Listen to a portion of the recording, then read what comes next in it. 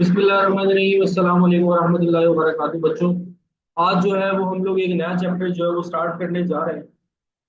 और इस नए चैप्टर का जो नाम है वो है वेरिएंस एनालिसिस। ठीक है, डिटेल्ड चैप्टर है आप लोगों का। ये वेरिएंस एनालिसिस जो है वो आप लोगों ने अपने ML1 के अंदर भी पढ़ा हो। ML1 के अंदर इतना ज्यादा डिटेल में नहीं था।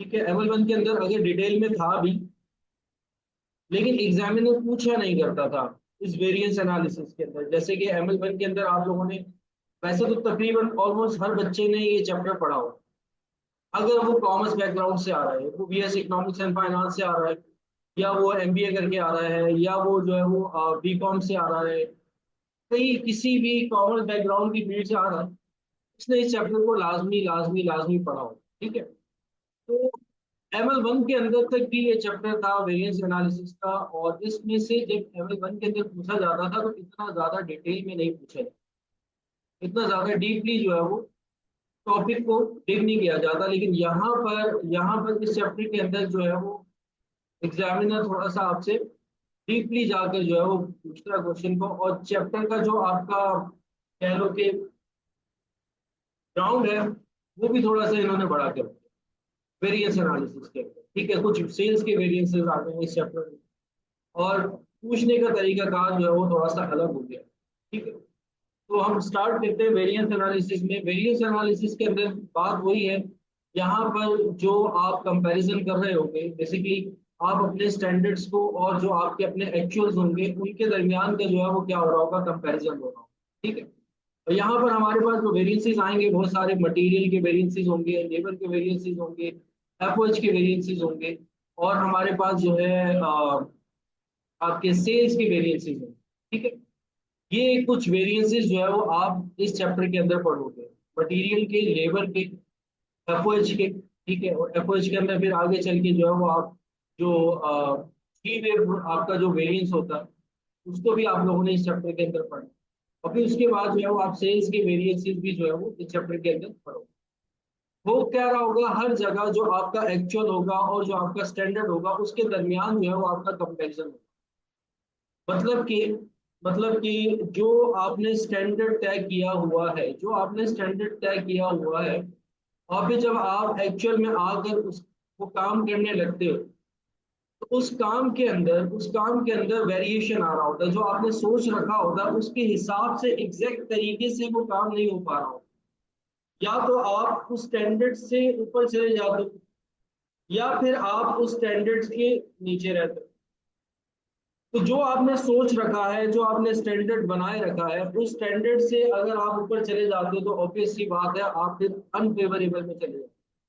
जैसे एक छोटी सी मिसाल लेते हैं कि अगर मैंने अपना एक घर जो है वो बनाना है, तो उस घर के अंदर मैंने ये सोच रखा है कि मेरी मटेरियल की जो प्राइस आएगी वो जो है वो तकरीबन अराउंड जो है वो 100 मिलियन की मेरी मटेरियल की प्राइस जो है वो आएगी। अब जब मैं एक्चुअल में अपना घर बना लेता हूँ तो 100.2 100.5 जो है वो मटेरियल मेरा जो है वो कंज्यूम हो रहा है उस घर के अंदर, जब मैं उसका टोटल करता हूँ। या फिर वो 98 या 99 जो है वो मिलियन जो है वो मेरा मटेरियल जो है वो उस घर के अंदर जो है वो कंज्यूम हो रहा है। डिफरेंस आ रहा होता है, जो आपने सोच रखा होता है, रखा होता है, यानी कि मतलब कि जो आपने स्टैंडर्ड अपना बना रखा है और जो एक्चुअल में हो रहा होता है। तो कंपनीज जब भी कोई भी प्रोडक्शन करने लगती है या कोई भी काम करने जाती है तो उससे पहले उसका एक स्टैंडर्ड बना लेती है, और फिर उस स्टैंडर्ड के हिसाब से फिर वो काम करना शुरू करते हैं। देखो, हमेशा बजटिंग तो होती है ना, विदाउट बजटिंग आप कोई काम नहीं करते हो। जब आप किसी भी ऑर्गेनाइजेशन के अंदर जाते हो, जैसे इवन के गवर्नमेंट ऑर्गेनाइजेशन के अंदर भी हमसे भी जो है वो HEC जो है वो हमसे अगले साल का बजट पूछ रहा होता है। तो आप पूछ रहा होता है कि भाई स्टैंडर्ड क्या है तुम्हारा अगले साल का, तुम्हारा अगले साल का बजट क्या है, कितनी सैलरी का तुम्हारा एक्सपेंडिचर आने वाला है, या तुम कितना रेवेन्यू जनरेट करने वाले हो। वो मुझसे हमसे स्टैंडर्ड पूछता है, हमसे बजट पूछता है, और फिर हम उसको एक बजट बनाकर देते हैं। और फिर एक्चुअल में अगले साल जब हम पहुंचते हैं, फिर हम वो काम करना शुरू करते हैं, तो फिर वेरियंस आ रहा होता है, चेंज आ रहा होता है। जो हमारा स्टैंडर्ड होता है वो किसी बात है, फ्यूचर तो किसी ने भी नहीं देखा। अब फ्यूचर में क्या होगा, वो फ्यूचर में जाकर पता लगता है। जब आप फ्यूचर में आ जाते हो और फिर जब उसको काम करना शुरू करते हो और फिर वेरिएंसेस आ रहे हो। तो बेटा आज का जो हमारा टॉपिक है वो है बेसिकली हमने मटेरियल को और लेबर को एनालाइज करना। मटेरियल के अंदर कुछ वेरिएंसेस हैं उनको हम लोगों ने आज स्टडी करना है और आज हम लोगों ने लेबर के वेरिएंसेस को स्टडी करना है। इससे पहले भी ये वेरिएंसेस आप लोग ऑलरेडी स्टडी करके आ चुके हो। काफी हद तक बच्चे, अगर यहाँ पे जितने भी बच्चे बैठे हैं उनमें से तकरीबन 90% बच्चों ने ये टॉपिक ऑलरेडी पढ़ा।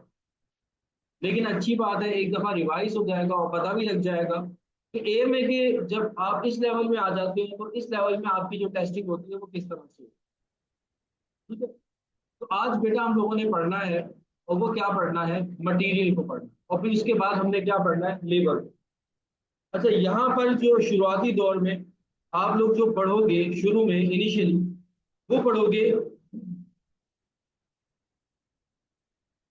मटेरियल को, फिर उसके बाद आप पढ़ोगे लेबर। बात सारी की सारी वहीं आ जाती है कि बेसिकली वेरिएंस क्या है। वेरिएंस बेसिकली हमारा जो स्टैंडर्ड है और जो हमारा एक्चुअल है इसके दरमियान का जो अमाउंट है उसको आप क्या कहते हैं, वेरिएंस कहते हैं।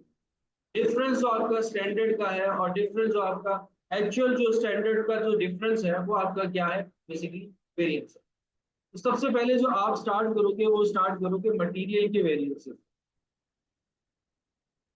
ठीक है, मैं इतना ज्यादा डिटेल में नहीं जा रहा हूँ क्योंकि हमने जून की अटेम्प्ट तक इस टॉपिक को जो है वो क्लोज करना है।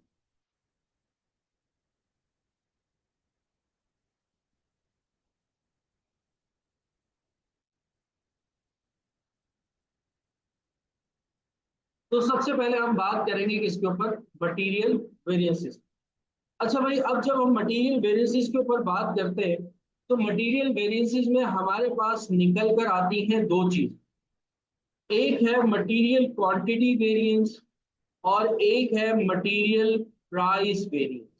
ये दो वेरिएंसेस आप लोग जो है वो इस चैप्टर के अंदर पढ़ोगे मटेरियल से रिलेटेड। एक आपका क्या है, मटेरियल क्वांटिटी वेरिएंस और दूसरा आपका क्या है, मटेरियल प्राइस वेरिएंस। अब मटेरियल क्वांटिटी वेरिएंस और मटेरियल प्राइस वेरिएंस में डिफरेंस क्या है, पहले मैं इसका फॉर्मूला लिख देता हूँ फिर उसके बाद हम इसको समझते हैं कि इसका मतलब क्या है, मटेरियल प्राइस वेरिएंस और मटेरियल क्वांटिटी वेरिएंस। तो पहले हम बात करेंगे मटेरियल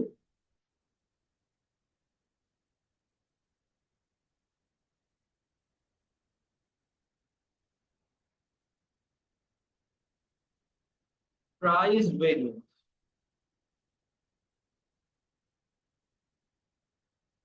अब मटेरियल प्राइस वेरिएंस का जो आपके पास फॉर्मूला है वो है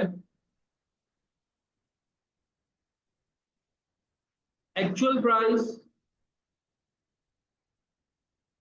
माइनस स्टैंडर्ड प्राइस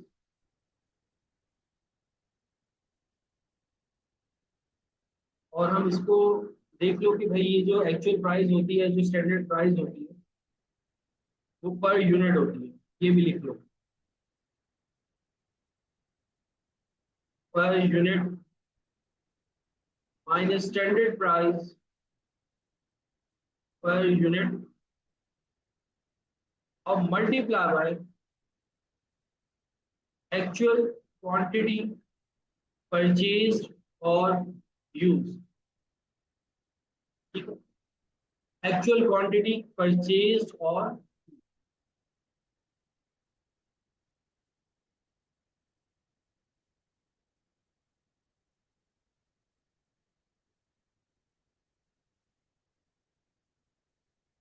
तो सबसे पहले हमारे पास जो मटेरियल वेरिएंस है, मटेरियल वेरिएंस के अंदर आ रहा है material price variance. Material price variance में मटेरियल प्राइस वेरिएंस का मतलब क्या है कि जो हमने प्राइस सोच रखी थी, जो हमने प्राइस सोच रखी थी उस प्राइस पर हमने माल को परचेज किया है कि नहीं। अगर हम उस प्राइस पर उस माल को परचेज करने में फेल हो गए तो हमारा वेरिएंस क्या हो जाएगा, अनफेवरेबल। और अगर कामयाब हो गए, जो हमने स्टैंडर्ड रखा था उससे कम में हमने परचेज कर लिया है, तो वो वेरिएंस हमारे लिए क्या होगा, फेवरेबल। जैसे घर की ही एग्जांपल देता हूँ कि अगर मैं घर बना रहा हूँ तो घर बनाते वक्त मैंने ये तय किया था कि इस पूरे घर के अंदर जो मैं बिल्डिंग कंस्ट्रक्ट कर रहा हूँ, इस पूरी बिल्डिंग के अंदर जो है वो मेरी जो प्राइस आएगी एक सीमेंट की बोरी की, वो सपोज कर लो कि आ जाएगी 1300 रुपीज। जो मैं सीमेंट की बोरी बाय करूंगा, अब नंबर ऑफ क्वांटिटी जितनी मर्जी बाय कर रहा हूँ उसके ऊपर बात नहीं होती। अभी जो हम वेरिएंस निकाल रहे हैं वो प्राइस का वेरिएंस निकाल रहे हैं, वो प्राइस का वेरिएंस निकाल रहे हैं। ठीक है, जैसे आप घर से निकलने से पहले सोचते हो ना, कोई चीज खरीदने जा रहे हो तो ये सोचते हो कि ये चीज इतने की मिलेगी तो जेब में उतने पैसे रख के जाते हो। और फिर जब मार्केट में जाते हो और जब उस चीज को खरीदते हो तो फिर वेरिएशन आ रहा है। तो वो बेसिकली वेरिएंस किसका होता है? प्राइस का वेरिएंस होता है। तो मटेरियल प्राइस वेरिएंस में जो आपकी एक्चुअल प्राइस है और जो आपकी स्टैंडर्ड प्राइस है, जो आपने स्टैंडर्ड तय कर रखा है कि भाई ये मेरा स्टैंडर्ड था बनाने से पहले या काम करने से पहले, ये मैंने सोच रखा था, और जब एक्चुअल में जब मैंने वो माल खरीदा तो मुझे इतने का पड़ा। तो दोनों में जो डिफरेंस होगा, जो दोनों में डिफरेंस होगा वो बेसिकली आपका प्राइस का वेरिएंस होगा। ठीक है, और फिर आपने उसको मल्टीप्लाई कर देना है एक्चुअल क्वांटिटी परचेज के साथ या एक्चुअल क्वांटिटी यूज के साथ। ठीक है, दोनों मतलब क्वेश्चन के अंदर या तो आप परचेज यूज कर रहे होगे या फिर एक्चुअल क्वांटिटी यूज जो है वो यूज कर रहे हो। मतलब गिवन दोनों चीजें हो सकती हैं कि कितना माल आपने खरीदा है एक्चुअल में या फिर कितना माल आपने इस्तेमाल किया है एक्चुअल में। ठीक है, तो परचेज भी आ सकता है और यूज भी आ सकता है, दोनों में से कुछ भी आ सकता है। तो यहाँ पे जो हमने पहला वेरिएंस डिस्कस किया है that is material price variance. के प्राइस में क्या आ जाना? वेरिएंस आ जाना। प्राइस में क्या आ जाना? वेरिएंस आ जाना। अब जैसे कि मुझे राइटिंग पैड की जरूरत है, ठीक है, अब राइटिंग पैड की जरूरत थी, मैंने क्या किया, गूगल पे सर्च किया। गूगल पे सर्च करने के बाद जो है वो डिफरेंट डिफरेंट प्राइसेस जो है वो मैंने निकाल ली कि भाई एक राइटिंग पैड जो है वो कितने का आएगा। ठीक है, और जब मैं मार्केट में गया हूँ उस राइटिंग पैड को खरीदने के लिए तो उसकी प्राइस में थोड़ा सा वेरिएशन आ गया, या तो वो ज्यादा भी हो सकता है या तो वो कम भी हो सकता है, दोनों चीजें हो सकती हैं। तो अगर तो जो आपने स्टैंडर्ड बना रखा है प्राइस का उससे ज्यादा में आप जा करके परचेज कर लेते हो तो फिर इसका मतलब आपको क्या हो जाएगा? नुकसान हो जाएगा। तो वो चीज अनफेवरेबल हो जाएगी। और जो आपने स्टैंडर्ड बना रखा है और उससे कम में जा करके आप परचेज कर लेते हो तो इसका मतलब क्या हुआ? इसका मतलब क्या हुआ कि आपका वेरिएंस जो है वो इसमें आ गया, फेवरेबल में आ गया। समझ में आ गई बात यहाँ तक? तो मटेरियल प्राइस वेरिएंस क्या है? मटेरियल प्राइस वेरिएंस बेसिकली क्या है? एक्चुअल प्राइस और जो मेरी स्टैंडर्ड प्राइस है उसके दरमियान का डिफरेंस है, और बात होगी आपकी पर यूनिट, और मल्टीप्लाई होगा एक्चुअल क्वांटिटी। अब भले वो एक्चुअल क्वांटिटी परचेज हो या एक्चुअल क्वांटिटी यूज हो, वो डिपेंड करता है हमारे क्वेश्चन के ऊपर कि हमें क्वेश्चन में क्या चीज गिवन है, या वो हमसे क्वेश्चन में किस चीज का वेरिएंस मांग रहा है कि जो आपने क्वांटिटी परचेज की है उसका वेरिएंस बताओ, या फिर जो क्वांटिटी आपने इस्तेमाल की है उसके प्राइस का वेरिएंस बताओ। लेकिन प्राइस का वेरिएंस फिक्स है कि आपने क्या करना है, जो एक्चुअल है और जो स्टैंडर्ड है उसके दरमियान का डिफरेंस लेना है। जैसे 2 रुपए का मेरा स्टैंडर्ड था और मैंने माल 3 रुपए का परचेज किया, तो 1 रुपए से मैंने क्या किया, एक्सिस मेरा चला गया, तो ये अनफेवरेबल चल रहा है 1 रुपए। अब कितना माल मैंने परचेज किया या कितना माल मैंने इस्तेमाल किया है उस 1 रुपए को मैं सबके साथ मल्टीप्लाई करवा दूंगा तो मुझे टोटल ओवरऑल मटेरियल प्राइस का वेरिएंस पता लग जाएगा। ठीक है, दोबारा से सुनो, समझने की कोशिश करो। देखो, एक चीज जो है वो मैं सोच के जा रहा हूं घर से कि वो 10 रुपीज की मुझे मिलेगी, और जब मैं बाजार जाता हूँ वही चीज मुझे कितने की मिल रही है? 12 रुपए की मिल रही है। मैं सोच के घर से निकला था कितने की मिल रही? 10 रुपए की मिलेगी, और जब मैं बाजार जाता हूँ तो वो चीज मुझे कितने की मिल रही है? 12 रुपए की मिल रही है। इट मीन्स के डिफरेंस आ गया कितने का? 2 रुपीज का। स्टैंडर्ड से कितना एक्सेस हो चुका है? एक्चुअल मेरा 2 रुपए। तो ये 2 रुपए क्या है? मेरा अनफेवरेबल। अब लेट सपोज वो क्वांटिटी में 10,000 क्वांटिटी उठा लेता हूँ, तो वो 2 रुपए 10,000 के ऊपर अप्लाई होंगे कि जितनी क्वांटिटी मैंने माल परचेज किया होगा या जितनी क्वांटिटी मैंने इस्तेमाल की होगी उसके ऊपर मैं क्या कर दूंगा, अप्लाई कर दूंगा। तो मुझे ओवरऑल वेरिएंस प्राइस के अंदर पता लग जाएगा कि मुझे जितना भी मैंने माल खरीदा, अगर एक यूनिट पे 2 रुपए का फर्क आ रहा है, तो 20,000 अगर यूनिट्स में खरीद रहा हूँ, तो इसका मतलब मुझे 40,000 रुपए का जो वेरिएंस आ रहा है वो अनफेवरेबल। और सेम यही बात कि अगर मैं चीज को कम में खरीद लेता हूँ तो वो बात मेरे फेवर में चली जाती है, उसको मैं क्या कहता हूँ, फेवरेबल।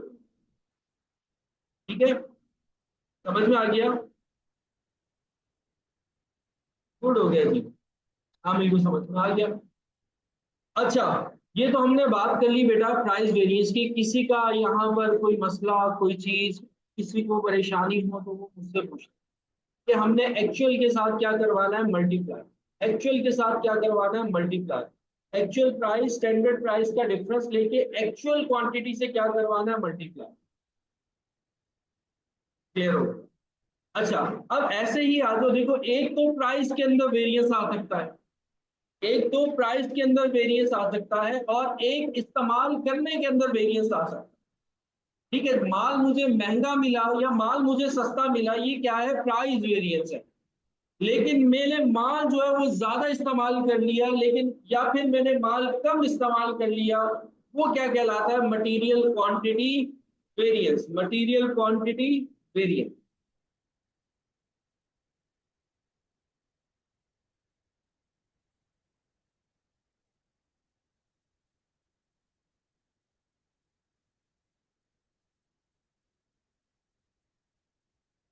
अब मटेरियल क्वांटिटी वेरिएंस क्या है? मटेरियल क्वांटिटी वेरिएंस बेसिकली मेरा यूजेज है, मेरा इस्तेमाल है, कि मैं इस्तेमाल कितना कर रहा हूँ। मैंने सोच रखा था कि 500 सीमेंट की बोरी मेरी बिल्डिंग कंस्ट्रक्शन के अंदर जो है वो यूज होगी, लेकिन जब मैंने बिल्डिंग कंस्ट्रक्ट कर ली तो वो जो सीमेंट की बोरियां जो मैंने अज्यूम कर रखी थी 500, लेकिन वो एक्सेस कर दी 550 पे चली गई, तो यहाँ पर जो मेरा यूजेज था, जो मेरा यूजेज था ये एक्सिस पे चला गया। ठीक है, तो जो मेरी एस्टिमेशन थी ये मेरी क्या हो गई, एक्सिस हो गई है, कि मैंने ज्यादा ज्यादा जो है वो सीमेंट जो है वो यूज किया है। इट मीन्स कि अब मेरा वो चला जाएगा किसके अंदर, अनफेवरेबल के अंदर। या मैंने 500 बोरियों का जो है वो एस्टिमेट कर रखा था, और जब मैंने पूरी बिल्डिंग बना ली, जब मैंने पूरी बिल्डिंग बना ली तो मैंने 450 बोरियां जो है वो क्या की है, कंज्यूम की है। और मैं एक बहुत अच्छा बिल्डर हूं तो मैंने 100 बोरियां जो है वो कंज्यूम की है। तो अब वो जो चीज चली गई वो किस में चली गई, मेरे फेवर में चली गई। तो नुकसान आपको प्राइस पे भी हो सकता है और नुकसान आपको क्वांटिटी पे भी हो सकता है, या फायदा आपको प्राइस पे भी हो सकता है और फायदा आपको क्वांटिटी के अंदर भी हो सकता है। दोनों सूत्रों पे आपको देख के चलना पड़ता है कि कितने में माल खरीदना है और कितना खरीदना है। कितने में माल मुझे खरीदना है और कितना माल मुझे खरीदना है, ये दोनों चीजें बातें बड़ी मैटर करती हैं। कि माल भले सस्ते में खरीद लिया, लेकिन अगर माल आपने ज्यादा खरीद लिया या माल ज्यादा आपने कंज्यूम कर लिया तो बात तो वही की वही आ गई। ठीक है, या आपने माल महंगा खरीदा, इस्तेमाल कम कर लिया, तब भी बात जो है वो वही की वही आ जाती है। तो दोनों चीजों पर आपको अपनी नजर रखनी होती है। देखो, मटेरियल प्राइस वेरिएंस आया ना तो मैं परचेज मैनेजर का गिरबान पकड़ता हूँ, भाई क्या कर रहे हो, इस तरीके से परचेज करो, ज्यादा में क्यों परचेज किया। और अगर क्वांटिटी के अंदर फर्क आता है तो प्रोडक्शन मैनेजर को जाकर मैं पकड़ता हूँ कि भाई क्यों इतना ज्यादा इस्तेमाल कर रहे हो, जब बात इतने की हुई थी तो देखो। अब अगर हम ओवरऑल पूरे मटेरियल की वेरिएंस की बात करें कि एक्चुअल में हमने इतना इस्तेमाल करना था और स्टैंडर्ड हमारा इतना था और एक्चुअल इतना हो गया, तो अगर ओवरऑल में वेरिएंस निकालता हूँ मटेरियल का, तो किसकी गलती है मैं नहीं पकड़ सकता। मैं परचेज मैनेजर के पास जाऊंगा, बोलूंगा सर उसने इस्तेमाल ज्यादा कर लिया, इस वजह से वेरिएंस अनफेवरेबल चला गया। और अगर मैं प्रोडक्शन मैनेजर वाले के पास जाता हूँ कि भाई तुमने इस्तेमाल ज्यादा कर लिया, बोलेगा नहीं सर मैंने इस्तेमाल ज्यादा नहीं किया, उसने माल ज्यादा खरीद लिया था जिसकी वजह से आप अनफेवरेबल चले गए। तो अच्छा ठीक है, कोई मसला नहीं है, मैं प्राइस का भी वेरिएंस निकालता हूँ, मैं क्वांटिटी का भी वेरिएंस निकालता हूँ। जिसका अनफेवरेबल होगा मैं उसको पकड़ूंगा जाकर, जिसकी वजह से मेरा मटेरियल जो है वो अनफेवरेबल हो रहा है। कैलकुलेशन करने में आपको आसानी होती है, ऑडिट करने के अंदर आपको आसानी होती है। कि कहाँ पे जाके आप माल खा रहे हो, कि आपका परचेज मैनेजर गलत परचेज कर रहा है, या फिर आपका प्रोडक्शन मैनेजर कंज्यूम आपका मटेरियल गलत तरीके से कर रहा है, कि आपका मटेरियल जाया हो रहा है। जब आपने सोच रखा था इतना मटेरियल आपको कंज्यूम होगा, उससे ज्यादा कैसे हो गया। इसका मतलब कहीं ना कहीं या तो मटेरियल आपका जाया हुआ है, या फिर आपका मटेरियल जो है वो गलत तरीके से इस्तेमाल हुआ है, या फिर आपका मटेरियल चोरी हुआ है। तो ये सारी चीजें इस तरीके से आपको पता लग सकती है कि प्राइस के वेरिएंस से और क्वांटिटी के वेरिएंस के अलग अलग इसको क्यों जो है वो फाइंड आउट किया जाता है। प्राइस को अलग देखा जाता है, क्वांटिटी को अलग देखा जाता है। प्राइस में वेरिएंस आता है तो हम परचेज मैनेजर के पास जाते हैं, उसको पकड़ते हैं, क्योंकि खरीदने की जिम्मेदारी उसकी है। और अगर यूजेज के अंदर डिफरेंस आता है ना, तो फिर हम प्रोडक्शन मैनेजर के पास जाते हैं, उसको पकड़ते हैं, क्योंकि यूज करने की जिम्मेदारी उसकी। ठीक है। तो मटेरियल क्वांटिटी वेरिएंस, अब मटेरियल क्वांटिटी वेरिएंस का बेटा जो फॉर्मूला है वो है actual quantity used minus standard quantity used multiply by standard price per unit. Standard price per unit या स्टैंडर्ड प्राइस पर यूनिट भी हो सकता है, पर केजी भी हो सकता है, पर मीटर भी हो सकता है। ठीक है। पर यूनिट में वैसे ही लगा रहा हूँ कि यूनिट आपको कोई लगाना है। अब वो स्टैंडर्ड प्राइस देखो, केजी के हिसाब से भी आप परचेजिंग कर सकते हो, आप मीटर के हिसाब से भी परचेजिंग या यूजेज कर सकते हो। ठीक है। आपका मटेरियल किसी भी तरह से इस्तेमाल हो रहा होगा, केजी में भी इस्तेमाल हो रहा होगा, या मीटर में भी इस्तेमाल हो रहा होगा, तो वो जिस हिसाब से भी आ रहा होगा, आपने फार्मूले को क्या करना, बैंड करना। ये तो हमने मटेरियल के वेरिएंसेस के फार्मूला पढ़ लिए दोनों। अब मेरे बच्चों सुनो, अगर फार्मूला याद करने में आप लोगों को थोड़ा सा मसला हो रहा है, फार्मूला याद करने में आप लोगों को अगर थोड़ा सा मसला हो रहा है, तो आप इस बात को गौर से सुनना सारे बच्चे। अब इस बात को सारे बच्चे गौर से सुनना, आप लोगों को मेरी कसम है, इस बात को गौर से सुनना सारे। अगर ये बात सुन लोगे तो आपको फॉर्मूला याद कभी भूलेगा भी नहीं। देखो,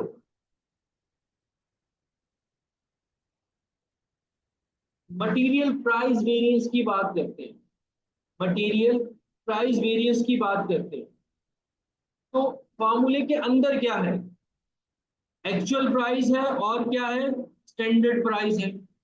एक्चुअल प्राइस है और क्या है, स्टैंडर्ड प्राइस है। यानी कि अंदर जो बात हो रही है ना, वो प्राइस के हवाले से बात हो रही है। अंदर जो बात हो रही है वो प्राइस के हवाले से बात हो रही है। यानी कि अंदर जो हो रहा है वो किसका हो रहा है, डिफरेंस हो रहा है, किसका डिफरेंस हो रहा है, किसका डिफरेंस बिटवीन फाइनेंशियल। अंदर डिफरेंस किसका है, फाइनेंशियल का। प्राइस की बात हो रही है ना। जैसे अगर हम बात करते हैं क्वांटिटी की, मटेरियल क्वांटिटी वेरिएंस में अंदर ब्रैकेट के अंदर डिफरेंस किसका है, क्वांटिटी का। तो यानी कि अंदर ब्रैकेट में जो बात हो रही है वो किसकी हो रही है, नॉन फाइनेंशियल की, क्वांटिटी की बात हो रही है। मतलब कि डिफरेंस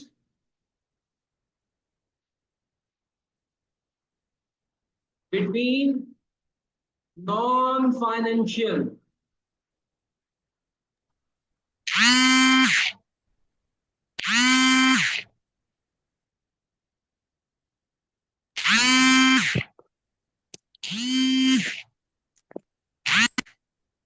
बेटा अपने अपने माइक जो है वो खुदा का वास्ता जो है वो बंद कर दिया करो।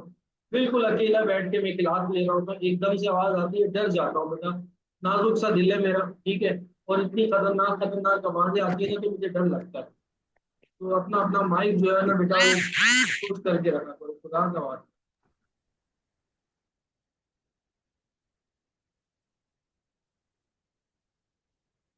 अच्छा, और सारा रिदम टूट जाता। अच्छा देखो बेटा, बात हो रही थी, पहली बात हो रही थी मटेरियल प्राइस वेरिएंस की। सारे बच्चे बेटा गौर से सुन रहे हो? सारे बच्चे सब सुन रहे हो, सब सुन रहे हो बेटा?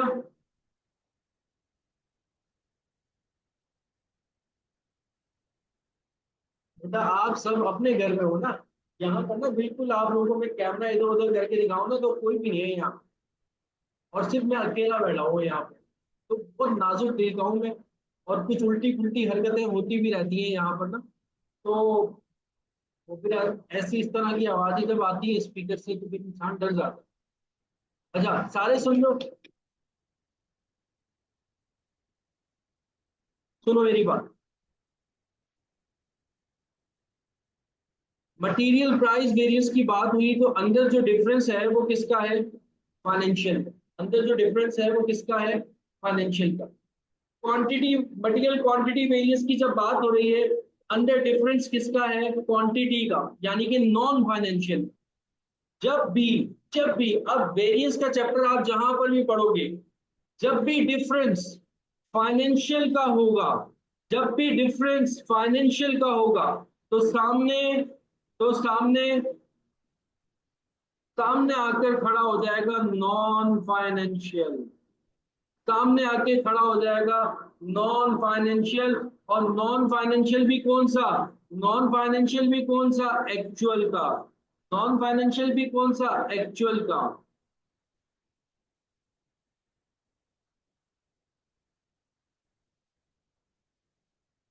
इस तरीके से याद कर लो। अगर डिफरेंस फाइनेंशियल का है तो सामने कौन खड़ा होगा? नॉन फाइनेंशियल खड़ा होगा। देखो यहां पर सामने कौन खड़ा है? सामने कौन खड़ा है? Actual quantity. नो क्वांटिटी खड़ी है, यानी कि नॉन फाइनेंशियल खड़ा है। और नॉन फाइनेंशियल भी कौन सा? एक्चुअल का। जब डिफरेंस होगा फाइनेंशियल का तो सामने होगा नॉन फाइनेंशियल लेकिन एक्चुअल का। और जब डिफरेंस होगा नॉन फाइनेंशियल का तो सामने होगा फाइनेंशियल लेकिन, तो सामने होगा फाइनेंशियल लेकिन कौन सा फाइनेंशियल? स्टैंडर्ड का फाइनेंशियल होगा। स्टैंडर्ड का फाइनेंशियल होगा। अब देखो स्टैंडर्ड प्राइस पर यूनिट है, नीचे क्या है? स्टैंडर्ड प्राइस पर यूनिट है। इस तरीके से फार्मूले को याद कर लो, आसान हो जाएगा याद करना। आ गया वेरिएंस में, लेबर का वेरिएंस हो, कहीं पर भी कोई भी वेरिएंस आ रहा हो तो आपने इसको इसी तरीके से रखना है कि जब भी डिफरेंस लोगे फाइनेंशियल का, जब भी डिफरेंस लोगे फाइनेंशियल का, तो सामने होगा क्या? नॉन फाइनेंशियल लेकिन किसमें? एक्चुअल में। सामने होगा क्या? नॉन फाइनेंशियल लेकिन किसमें? एक्चुअल में। और जब भी डिफरेंस लोगे नॉन फाइनेंशियल का तो सामने क्या होगा? फाइनेंशियल लेकिन किसमें? स्टैंडर्ड में। तो ये फार्मूला याद रह जाएगा। या तो इस तरीके से याद करके जाओ, पेपर में भूल जाना, या फिर इस तरीके से याद करके दो जुमले याद करके चले जाओ, पूरा चैप्टर फारिग हो जाएगा इसमें। कि जब भी डिफरेंस लोगे फाइनेंशियल का, जब भी डिफरेंस लोगे फाइनेंशियल का तो सामने होगा नॉन फाइनेंशियल लेकिन नॉन फाइनेंशियल किसमें? एक्चुअल में। जब भी डिफरेंस लोगे नॉन फाइनेंशियल का तो सामने क्या होगा? फाइनेंशियल लेकिन किसमें? स्टैंडर्ड में। ऐसे याद कर लो, या ऐसे याद करना चाहो फॉर्मूला भी मैंने लिख दिया, या वैसे याद करना चाहो वैसे भी लिख दिया। बात क्लियर हो गई आपको? बात क्लियर हो गई? ये लिख लेना अपने पास। जब भी डिफरेंस लोगे फाइनेंशियल का तो सामने होगा नॉन फाइनेंशियल लेकिन एक्चुअल में। जब भी डिफरेंस लोगे नॉन फाइनेंशियल का तो सामने होगा फाइनेंशियल लेकिन स्टैंडर्ड।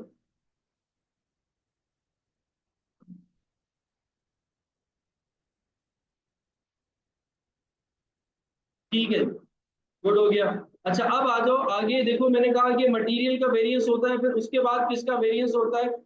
उसके बाद किसका वेरिएंस होता है? लेबर का। मटेरियल के वेरिएंस के बाद किसका वेरिएंस आता है? लेबर का। अब सुनो जरा लेबर का वेरिएंस।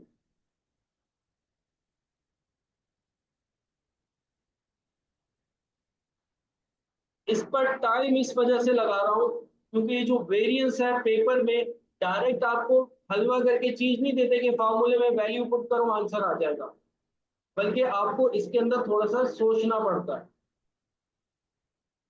तो इस वजह से इस पर थोड़ा सा टाइम लग रहा है। Labour variance, labour variance. अब लेबर के अंदर भी मेरे बच्चों, लेबर के अंदर भी आपके पास जो है वो दो वेरिएंसेस होंगे। एक होगा लेबर, एक होगा लेबर एफिशिएंसी वेरिएंस,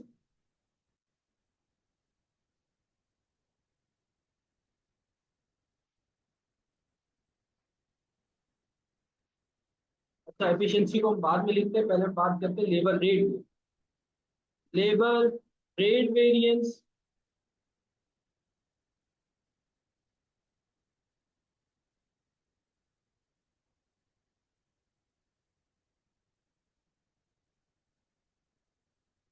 अब लेबर रेट वेरिएंस के अंदर बेटा फॉर्मूला क्या बनेगा लेबर रेट वेरिएंस का? रेट की बात हो रही है यहाँ पर, रेट की बात हो रही है, यानी कि प्राइस, रेट मतलब के प्राइस। तो यहाँ पर आप क्या करोगे, एक्चुअल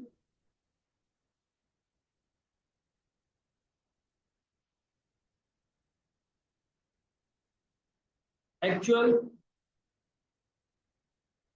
आवर्स रेट, इसको ऐसे कर लो, actual R, actual rate per are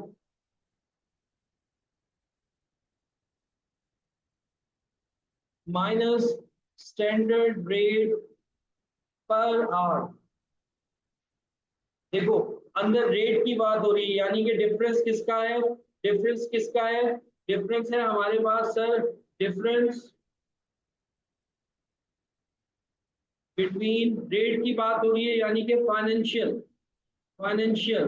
तो सामने क्या होगा, नॉन फाइनेंशियल, लेकिन नॉन फाइनेंशियल किस में आता है सर, एक्चुअल में, एक्चुअल नॉन फाइनेंशियल, मतलब सामने सर क्या आ जाएगा, नॉन फाइनेंशियल एक्चुअल, यानी कि एक्चुअल आवर्स अलाउड या एक्चुअल आवर्स कंज्यूम। और ऐसे ही अगर हम बात करते हैं लेबर एफिशिएंसी वेरिएंस,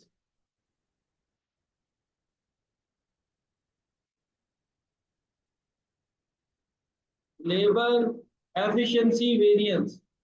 अब यहाँ पर एफिशिएंसी की बात हो रही है, यानी कि non financial, actual hours work minus standard hours allowed multiply by, sir non financial है यहाँ पे, डिफरेंस किसका आ रहा है,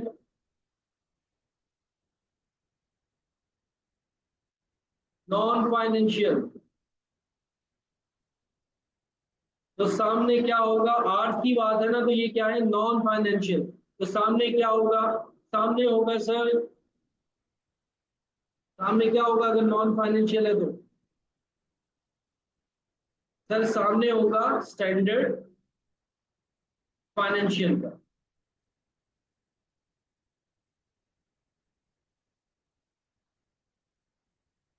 यानी कि स्टैंडर्ड रेट पर आवर। तो ये लेबर रेट वेरिएंस है और लेबर एफिशिएंसी वेरिएंस। मतलब कि रेट का मतलब वही बात, मटेरियल में बात करें प्राइस की, यहाँ पर हम बात करेंगे लेबर की रेट की, कि हमने पर आवर उससे क्या सोच रखा था, क्या वेरिएंस आ रहा है, कि पर आवर के हिसाब से जो अगर हमने लेबर रखी थी, सोचा था, उसमें वेरिएशन आ रहा है। तो लेबर रेट वेरिएंस है। और एफिशिएंसी वेरिएंस का मतलब क्या है, कि भाई आप एक मजदूर को ही देख लो, एक एक मजदूर को देख लो, ठीक है, एक मजदूर को देखो, आप उसको बोलो, आप छोटा सा काम है ना घर में, आप उसको बोलो कि यार ये मुझे जो है वो तुम दिहाड़ी में कर दो, 2 दिन का काम है, 2 दिन की मुझसे दिहाड़ी ले लो, तो कभी नहीं मानेगा इस बात को। वो बोलेगा मुझे टोटल पैसे चाहिए, और वो 2 दिन का काम जो है वो 1 दिन में करके चला जाएगा। और जहां तुमने उससे दिहाड़ी की बात की तो वो 2 दिन का काम 10 दिन में करके जाए। तो ये आपके पास क्या होता है बेटा, एफिशिएंसी। एफिशिएंसी क्या चीज है, कि किस तरीके से आप अपनी लेबर से काम निकलवाते हो, ये कहलाता है आपका लेबर एफिशिएंसी वेरिएंस। तो अब या तो वेरिएंस रेट में आ सकता है या फिर एफिशिएंसी में आ सकता है।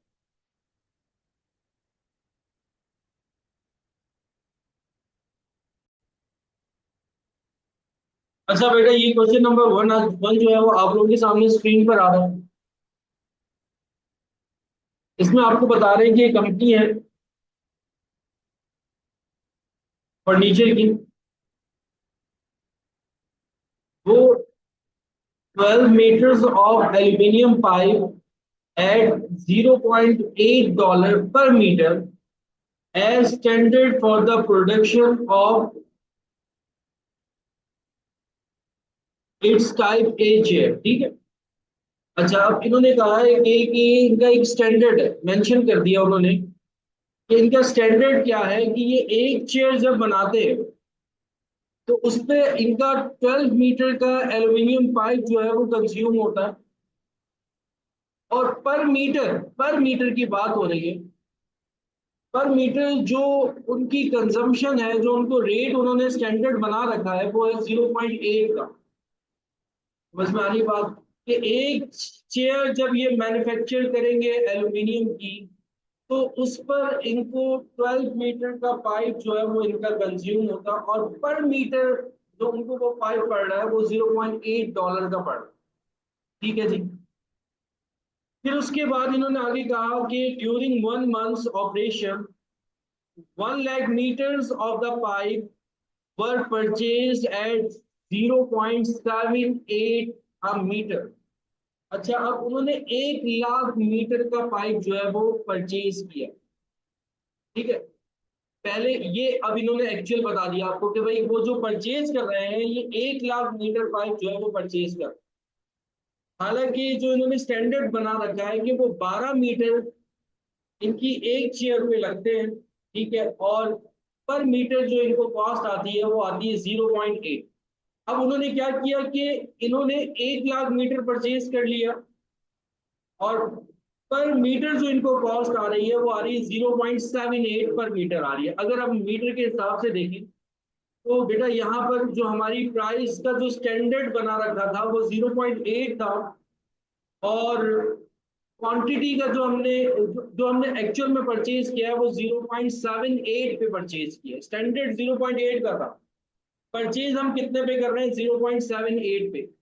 तो प्राइस के हिसाब से आप लोग मुझको बताओ कि यहाँ पर हम फेवर में जा रहे हैं कि अनफेवर में जा रहे हैं? चीज हमें सस्ती मिल रही है या महंगी मिल रही है? पर मीटर हमने 0.8 जो है वो स्टैंडर्ड बना रखा था, और जब हमने परचेज किया तो वो 0.78 पर मीटर हमें मिला है। तो मुझे ये बताओ प्राइस के एतबार से हम लोग यहाँ पे फेवर में है कि अनफेवर में? फेवर में। ठीक है, गुड हो गया, सबको पता लग गया कि सर चीज हमें सस्ती मिल रही है मतलब फेवर में। प्राइस के एतबार से क्या है, हम फेवर में। अच्छा, फिर उसके बाद वो आपको आगे चल के बता रहे हैं कि आपने क्या किया है। 7,200 चेयर्स आपने प्रोड्यूस की हैं, और जो आपने इस्तेमाल किया है वो 87,300 मीटर इस्तेमाल किया। ये आपको एक्चुअल बता रहे हैं। एक्चुअल जो आपको बता रहे हैं वो ये बता रहे हैं कि आपने 7,200 चेयर्स बनानी है, और इन 7,200 चेयर्स बनाने पर आपका जो एल्यूमिनियम पाइप खर्च हो रहा है वो तकरीबन 87,300 मीटर का पाइप जो है वो लगा। The material price variance is recognized when material are purchased। वो कह रहे हैं कि आपने जो मटेरियल प्राइस वेरिएंस जब निकालना है ना, मटेरियल प्राइस, देखो हमने कहा था मटेरियल के दो वेरिएंसेस होते हैं, मटेरियल प्राइस वेरिएंस होता है और मटेरियल आपका क्वांटिटी वेरिएंस होता है। तो कह रहे हैं कि जब मटेरियल प्राइस वेरिएंस निकालोगे ना तो उसको आपने परचेज के साथ कंपैरिजन करना, वो अभी आपको आगे चल के पता। अब अगर हम इसी क्वेश्चन को लेते हैं, इसी क्वेश्चन को लेते हैं, तो हम क्या करेंगे? सबसे पहले मटेरियल प्राइस वेरिएंस निकाल। ठीक है, सबसे पहले हम मटेरियल प्राइस वेरिएंस निकाल।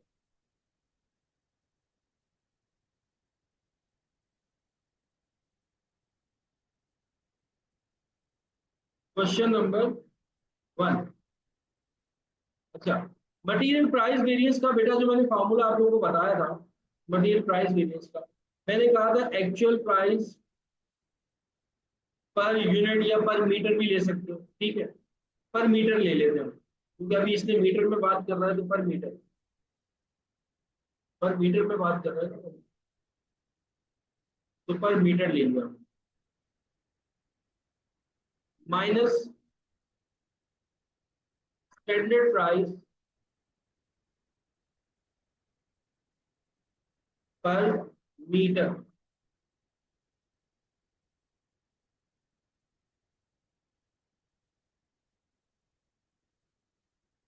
ठीक है, अंदर बात हो रही है प्राइस की, तो यानी कि ये क्या है, फाइनेंशियल। तो बाहर क्या आएगा, नॉन फाइनेंशियल। लेकिन किसका, एक्चुअल का। एक्चुअल, नॉन फाइनेंशियल यानी कि क्वांटिटी की बात होगी, एक्चुअल क्वांटिटी। फिर मैंने कहा था या तो परचेज होगा या तो कंज्यूम होगा। अब उस क्वेश्चन में उसने बोला है कि आपने क्या लेना है, मटेरियल प्राइस वेरिएंस में रिकॉग्नाइज करना है when material are purchase, material are को परचेज कर लो, यानी कि अब यहाँ पर आएगा एक्चुअल क्वांटिटी परचेज, वरना तो एक्चुअल क्वांटिटी कंज्यूम या यूज भी ले सकता था। ऊपर मैंने आपको दोनों बातें बताई है, मटेरियल प्राइस वेरिएंस में क्या आप परचेज भी ले सकते हो, यूज भी ले सकते हो। लेकिन अब उसने क्वेश्चन में आपको बाउंड कर दिया है कि वो कह रहा है कि आपको जब मटेरियल प्राइस वेरिएंस निकालोगे तो उसमें आपने क्या लेना है, मटेरियल आर परचेज, जितना आपने मटेरियल परचेज किया उसके हिसाब से प्राइस का वेरिएंस निकालो। अच्छा, अगर वो बाउंड ना करता सब, तो फिर हम क्या करते हैं बेटा, फिर हम जितना हमने यूज किया होता है ना हम वो लेते, जितना हमने एक्चुअल में यूज किया होता है हम वो लेते, ये बात याद रखिएगा। लेकिन जब वो आपको परचेज के लिए बाउंड कर रहा है तो फिर मैंने परचेज लिया, अदरवाइज मैं मटेरियल यूज्ड ही लेता। ठीक है, क्योंकि हमेशा जो इस्तेमाल किया हुआ होता है ना उसके अंदर कंपैरिजन हो रहा होता है, परचेज करते वक्त नॉर्मली कंपैरिजन नहीं होता। यहाँ पर उसने कह दिया परचेज करो, तो मैंने परचेज लिया। ये बात समझ में आ रही। अच्छा, अब एक्चुअल प्राइस कितना, 0.78 पर मीटर। स्टैंडर्ड कितना है, 0.8। एक्चुअल क्वांटिटी आपने कितनी परचेज की सर, 1 लाख मीटर। अंदर मीटर है तो बाहर भी मीटर है, ये बात याद रखिएगा। अंदर मीटर है, अंडर रेट किस पे आ रहा है, मीटर पे आ रहा है ना। पर मटेरियल, पर मटेरियल, सॉरी पर मीटर, पर मीटर। अंदर क्या है, मीटर है, तो बाहर भी क्या है, मीटर है। 1 लाख मीटर हमने परचेज किया, तो जरा मुझे बताओ कि कितना आ रहा है। 2000। और ये 2000 क्या होगा, फेवरेबल, क्योंकि हमारा एक्चुअल कम है और स्टैंडर्ड ज्यादा। स्टैंडर्ड 0.8 का चीज आपको सस्ते में मिलेगी। ये बात सबको क्लियर होगी। आगे चलूं मैं।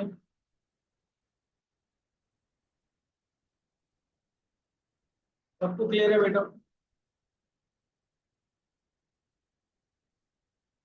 जिनकी फर्स्ट क्लास की मेरे ख्याल में अलमास थी, अलमास बेटा क्लियर है आपको।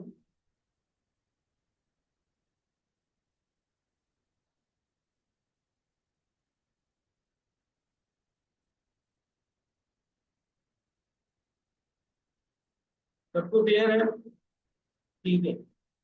अच्छा, अब आ जाओ, नेक्स्ट है मटेरियल प्राइस वेरिएंस निकाल लिया, अब चलते हैं मटेरियल क्वांटिटी वेरिएंस की तरफ। पहले हमने निकाला मटेरियल प्राइस वेरिएंस,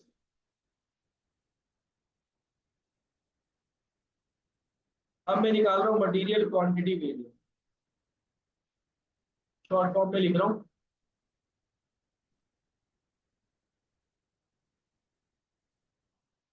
अच्छा जी, मटेरियल क्वांटिटी की बात हो रही है तो अंदर क्या आएगा, क्वांटिटी आएगा। अब क्या होगा सर, एक्चुअल क्वांटिटी। अब यहां पर मैं एक्चुअल क्वांटिटी कंज्यूम लिखूं या परचेज लिखूं, एक्चुअल क्वांटिटी कंज्यूम लिखूं या परचेज लिखूं, मुझे ये बात बताओ।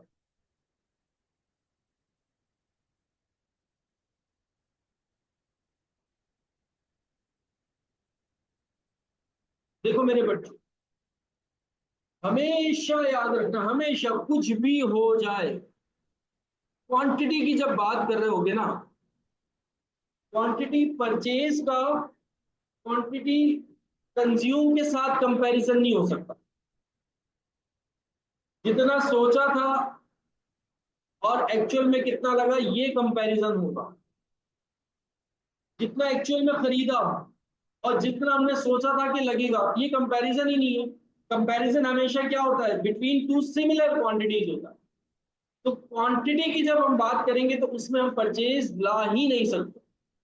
मटेरियल क्वांटिटी वेरिएंस के अंदर कभी भी परचेज नहीं आएगा, हमेशा क्या आएगा, कंज्यूम्ड आएगा, कि कितना मटेरियल आपने कंज्यूम किया एक्चुअल में, और कितना मटेरियल आपने कंज्यूम करना था स्टैंडर्ड में, उसका कंपैरिजन होगा, कंजम्पशन का कंपैरिजन होगा।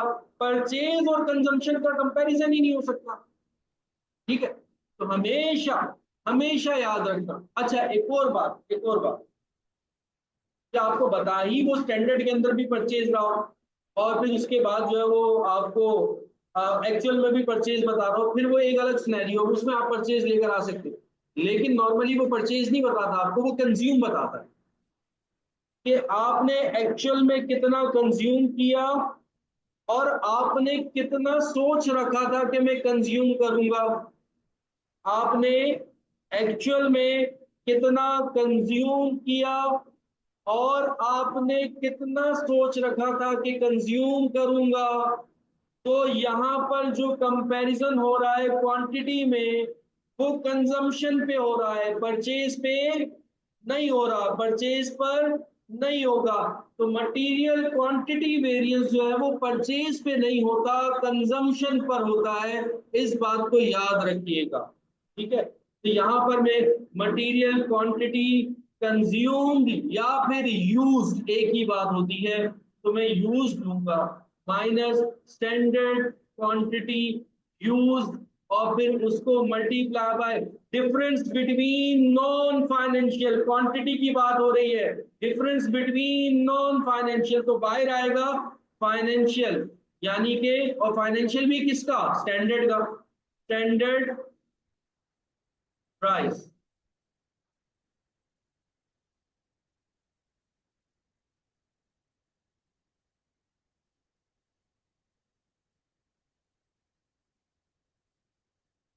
अच्छा, एक और चीज बेटा, आप स्टैंडर्ड पहले लिख लो, एक्चुअल बाद में लिख लो, एक्चुअल पहले लिख लो या स्टैंडर्ड बाद में लिख लो, बात एक ही है। ठीक है, आंसर क्या आएगा, या तो प्लस में आ रहा होगा या तो आंसर माइनस में आ रहा, आंसर आ वही रहा होगा। हमने यहाँ पर प्लस माइनस नहीं देखना होगा। ठीक है, हमने यहाँ पर फेवरेबल और अनफेवरेबल देखना होगा। आप कुछ बुक्स उठाकर देखोगे उसमें स्टैंडर्ड और एक्चुअल का कंपैरिजन होगा, कुछ बुक्स उठाकर देखोगे तो एक्चुअल और स्टैंडर्ड का कंपैरिजन होगा। आपकी मर्जी है बेटा, आपकी घर की मैनेजमेंट अकाउंटिंग है, कोई मसला नहीं है। स्टैंडर्ड पहले लिखो, एक्चुअल बाद में लिखो, एक्चुअल पहले लिखो, स्टैंडर्ड बाद में लिखो, आपस में क्या करवाना है आपको, माइनस करना। ठीक है, माइनस करवा कर आपको आगे आंसर लिख देना है, फेवरेबल या अनफेवरेबल, और आंसर प्लस में ही लिखिएगा। कुछ टीचर ऐसे भी कहते हैं कि भाई आंसर माइनस में होगा तो अनफेवरेबल, प्लस में होगा तो फेवरेबल। वो चीज मुझे समझ में नहीं आती है। मैं ये कहता हूँ कि भाई स्टैंडर्ड और एक्चुअल का कंपैरिजन होता है, स्टैंडर्ड अगर ज्यादा है तो आप फेवरेबल हो, एक्चुअल अगर बढ़ गया तो आप अनफेवरेबल हो। ठीक है,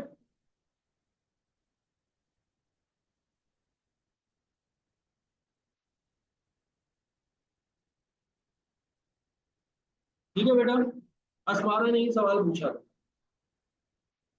अच्छा जी, अब एक्चुअल क्वांटिटी सर यूज हमें नहीं बताया हुआ उसने, बल्कि बताया हुआ है।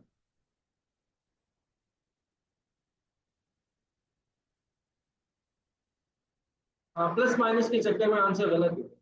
और अब जिस लेवल पे आ गए हो तो प्लस माइनस को तो मेरे ख्याल में छोड़ देना चाहिए। अब हम प्रोफेशनल लेवल में हैं तो अब हमें कंसेप्चुअली चीजों को लेकर चलें। ठीक है, हमेशा कंसेप्चुअली चीजों को लेकर चलें। बहुत ज्यादा कहीं पर फंस जाओ तो फिर प्लस माइनस कर, लेकिन कंसेप्चुअली जितना हो सकता है, जिस हद तक हो सकता है कंसेप्चुअली चलो। अच्छा जी, एक्चुअल क्वांटिटी आपने कितनी यूज की है, एक्चुअल क्वांटिटी आपने यूज की है वो आपको बता रहे थे, 7,200 शेयर्स आपने प्रोड्यूस की है, और यूजिंग 87,300 meters, 87,300 meters, 87,300 meters आपने कंज्यूम किया। अब स्टैंडर्ड क्वांटिटी कितनी होगी, सर स्टैंडर्ड हमारा हमें पता है, आप हमें मत बताएं, स्टैंडर्ड हमें पता है। सर हमें स्टैंडर्ड पता है कि हमारे 12 मीटर्स लगते हैं एक चेयर बनाने में, ये हमारा स्टैंडर्ड है, शुरू में ही बता दिया कि फर्नीचर की company uses 12 meters of aluminium pipe at 0.80 per meter as standard for the production of its type A। ने पहले ही बता दिया कि भाई जितनी भी चेयर्स बनाओगे, जितनी भी चेयर्स बनाओगे, आपका कितना मीटर यूज होना है? आपका 12 मीटर यूज होना है एक चेयर पर। आपने चेयर कितनी बनाई है? सर हमने चेयर बनाई है 7200। ये हमारा स्टैंडर्ड है। अगर हम स्टैंडर्ड निकालना चाहे, स्टैंडर्ड क्वांटिटी अगर निकालना चाहें तो आराम से निकाल सकते हैं। सर 12 को मल्टीप्लाई करवा दें 7200 से, बताओ मेरे बच्चों कितना आ रहा है?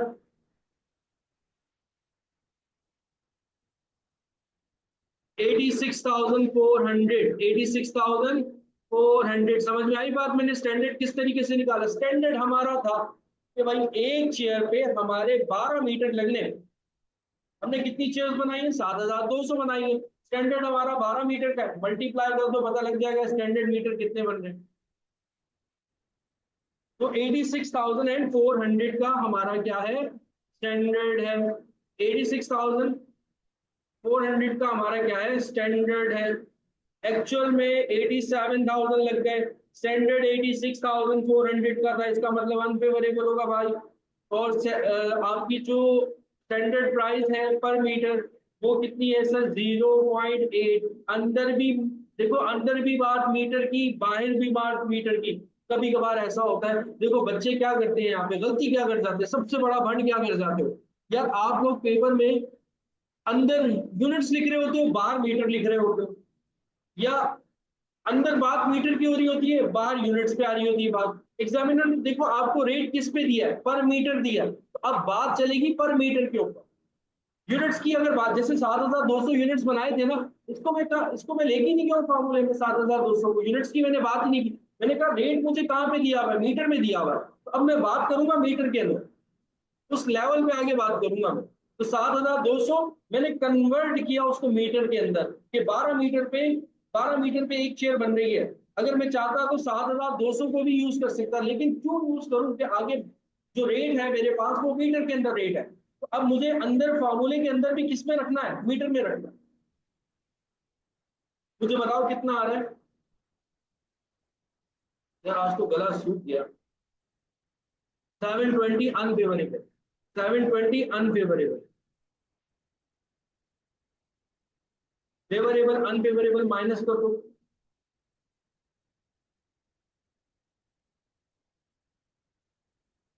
फेवरेबल अनफेवरेबल माइनस कर दो। 2,000 में से 720 माइनस करो। 1,280। टोटल जो आपका मटेरियल वेरिएंस है वो फेवरेबल।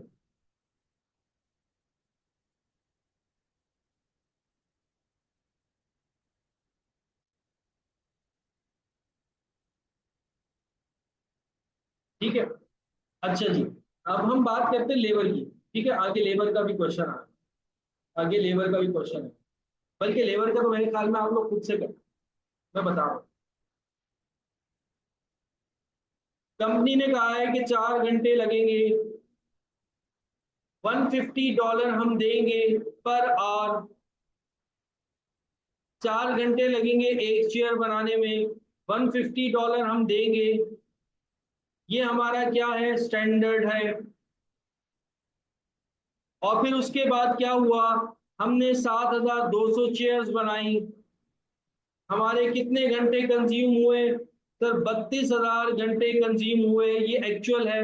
और हमें जो रेट पड़ा पर आवर का, $160 पड़ा। ठीक है जी। अब इसका अगर हम लेबर वेरिएंस निकालते हैं तो किस तरीके से निकले? लेबर के वेरिएंसेस अगर हम निकालते हैं, नहीं करवाते।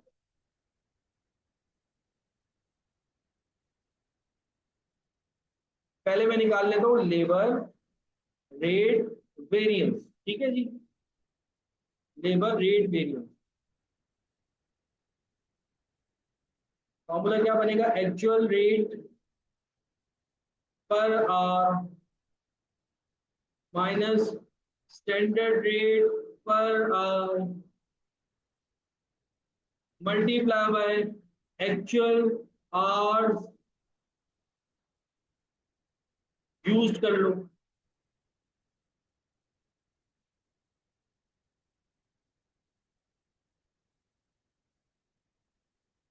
एक्चुअल रेट कितना है सर? 160 रुपये में पड़ा है एक्चुअल।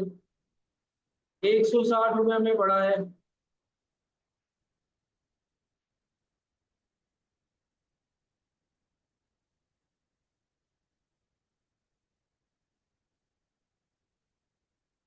स्टैंडर्ड सर हमने कितना बना रखा था?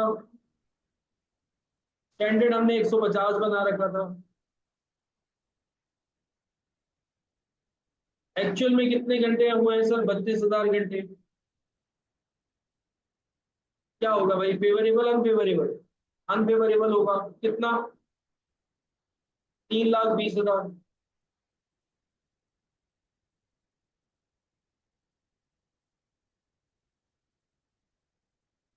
अनफेवरेबल। अच्छा, अगर हम बात करते हैं लेबर, सबको बात समझ में आई है ना बेटा? सबको बात समझ में आई है? किसी को ना समझ में आई तो पूछ लो, कोई मसला नहीं। सबको क्लियर? गुड हो, सबको क्लियर। अरसलान आज आज आंसर नहीं दे रहा अरसलान।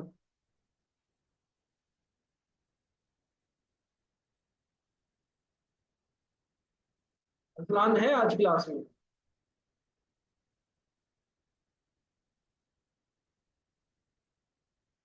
सही। लेबर रेट वेरिएंस के बाद आ जाओ लेबर एफिशिएंसी वेरिएंस के ऊपर। Labour efficiency variance.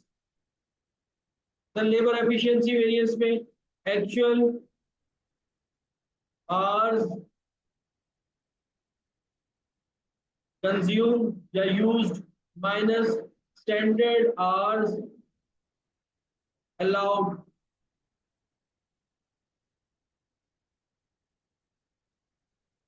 Multiply by, अंदर आर्ट्स की बात हो रही है यानी कि नॉन फाइनेंशियल, बाहर आएगा फाइनेंशियल, लेकिन किसका? स्टैंडर्ड का। Standard rate per our. अब एक्चुअल आवर्स आपके पास कितने? 32,000। स्टैंडर्ड आवर्स कितने हैं? स्टैंडर्ड आवर्स कितने हैं? स्टैंडर्ड आवर्स तो सर हमें पता ही नहीं। स्टैंडर्ड आवर्स हमें ये पता है कि सर हमने 7,000। स्टैंडर्ड आवर्स की अगर हम बात करें तो सर हमने 7,200 चेयर्स बनाई। स्टैंडर्ड हमारा ये था कि हमारे 4 घंटे लगेंगे। तो 7,200 को जरा 4 से मल्टीप्लाई करो, कितना आ रहा है? चित्रा बेटा क्या रिपीट करूं मुझे बताइए? 28,800। बेटा क्या रिपीट करूं, क्या चीज भी समझ में आई?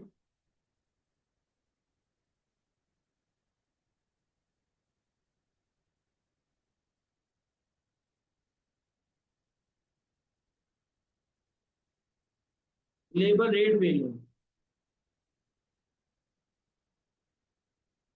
लेबर रेट वेरिएंस में बेटा देखो, एक्चुअल रेट माइनस क्या था? स्टैंडर्ड रेट, और फिर मल्टीप्लाई होने थे एक्चुअल आवर से। एक्चुअल रेट देखो बेटा कितना है? एक्चुअल रेट कितना है? 160। स्टैंडर्ड रेट आपका कितना है? 150। मल्टीप्लाई होना एक्चुअल आवर से। एक्चुअल आवर कितने? 32,000। किया मैंने। अगेन एक्चुअल आवर्स आइए माइनस स्टैंडर्ड आवर्स। अभी किसी ने बताया कि सर कितने आएंगे? 28,800।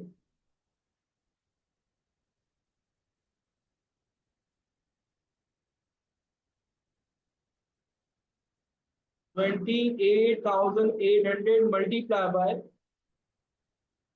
Standard rate per our. Standard rate कितना था हमारा? 150।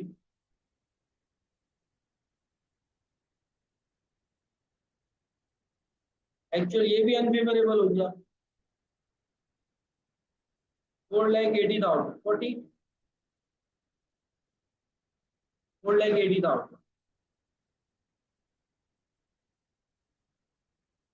अनफेवरेबल।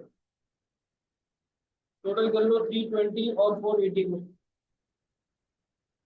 8 लाख हो जाएगा। अनफेवरेबल है।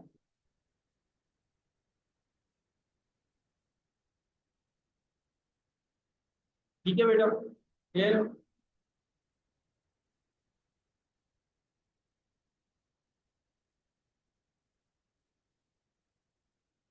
ये बेटा आज की क्लास थी। अच्छा, क्वेश्चन नंबर 2 जो है ना, इसकी जरा पिक्चर लो।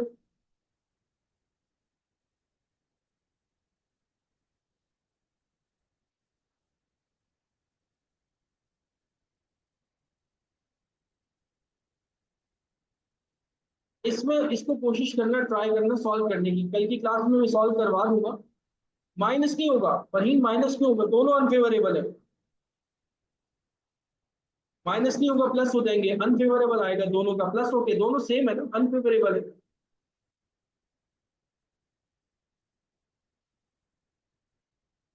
अच्छा, क्वेश्चन नंबर 2 है।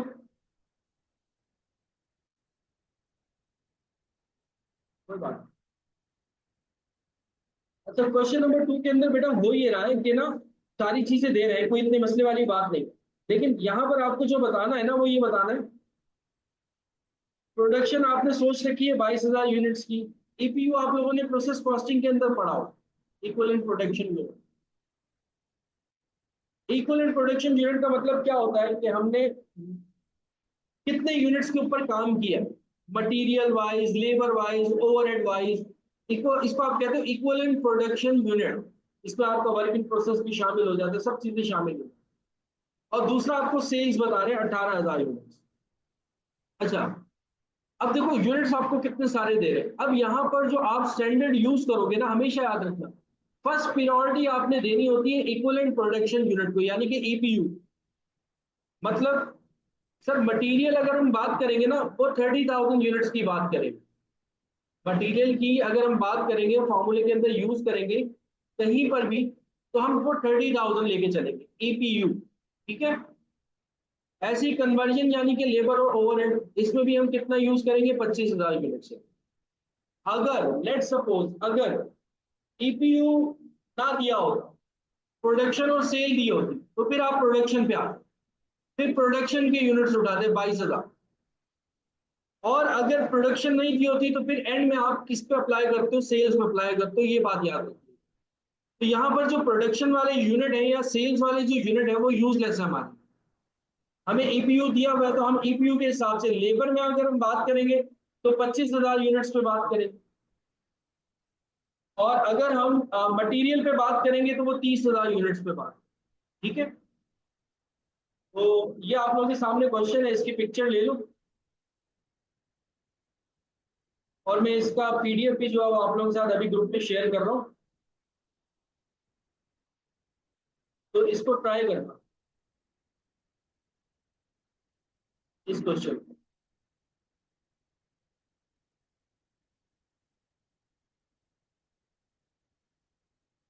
लेबर में कन्वर्जन जो आप लोगे, देखो कन्वर्जन क्या होती है, बेसिकली लेबर और ओवरहेड। तो अब ओवरहेड का जब भी वेरिएंस निकलेगा या लेबर का वेरिएंस निकलेगा, तो उसमें ईपीयू कन्वर्जन वाला यूज होगा। और मटेरियल वेरिएंस जब आप निकाल रहे होगे तो उसमें ईपीयू मटेरियल वाला इस्तेमाल करोगे।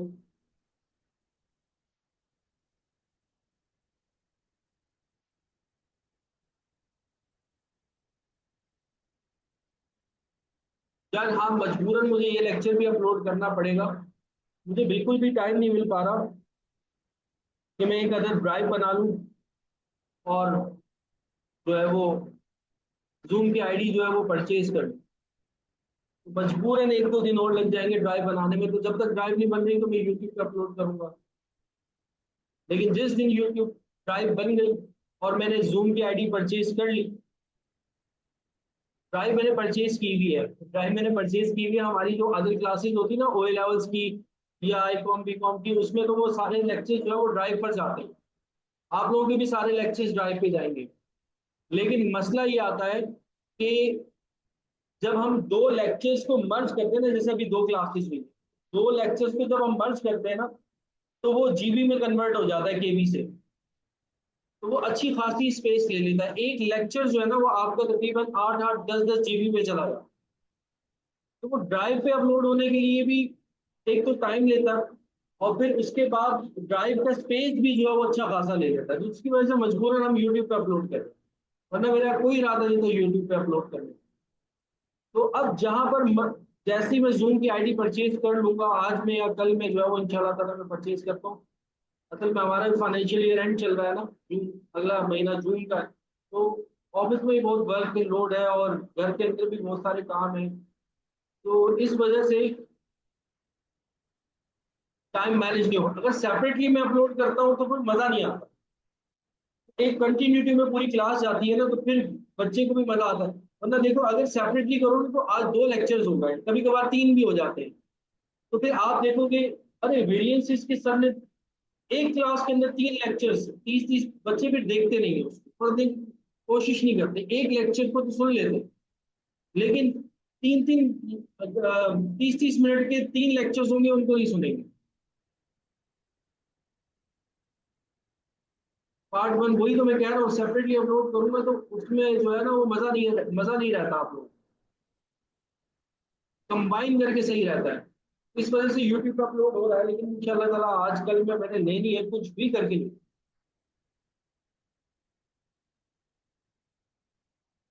सारा मसला ये है कि एटीएम कार्ड जो है ना वो मेरा बंद हुआ हुआ है, और उसके लिए मुझे ब्रांच में जाने का टाइम नहीं मिल रहा है। और आप जूम आईडी जो है वो एटीएम से परचेज करते हो,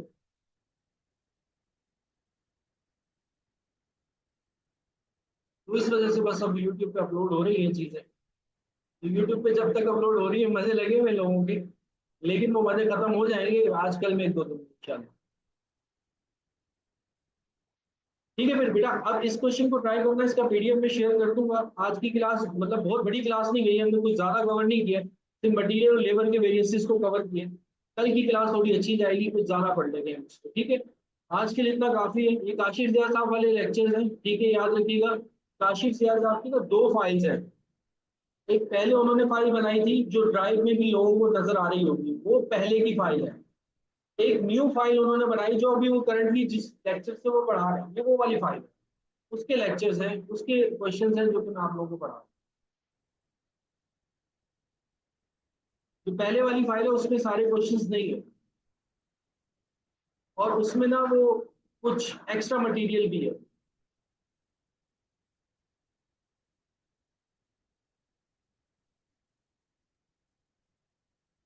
अच्छा, वो जो ड्राइव है उसकी मैं शेयर कर दूंगा। वो किसी सर अरीब ने, मेरे ख्याल में अरीब भाई सब बोलते हैं, उन्होंने बनाई थी। लेकिन वो जो फाइल है बेटा वो पुरानी फाइल है। न्यू वाली अभी अगर कोई काशिफ साहब के उसमें पढ़ रहा होगा सेक्शन के अंदर, तो वो उनको शेयर कर रहे होंगे। न्यू वाली ड्राइव पर नहीं है, किसी भी ड्राइव पर नहीं। या तो वो काशिफ साहब के पास है, या वो काशिफ के किसी स्टूडेंट के पास है, या फिर आपके सर के पास है, आपके सर उसी में से पढ़ा रहे हैं। और मुझे भी पूरी फाइल नहीं मिलती, मतलब कि मैं कह देता हूँ कि यार इस चैप्टर को भेज देना, तो भेज देते हैं। या मैं सर को डायरेक्टली कह देता हूँ कि सर आज मुझे ये पढ़ाना है, तो इस चैप्टर को आप मुझे भेज दें, शेयर कर दे, तो वो मेरे साथ शेयर कर।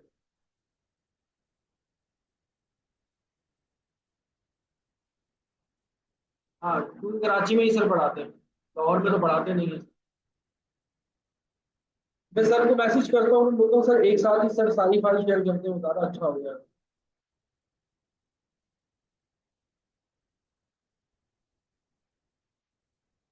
ठीक है बेटा, आज के लिए इतना काफ़ी है। अपना ख्याल रखिएगा और मुझे दुआ में याद रखिएगा। टेक केयर, अल्लाह हाफिज़।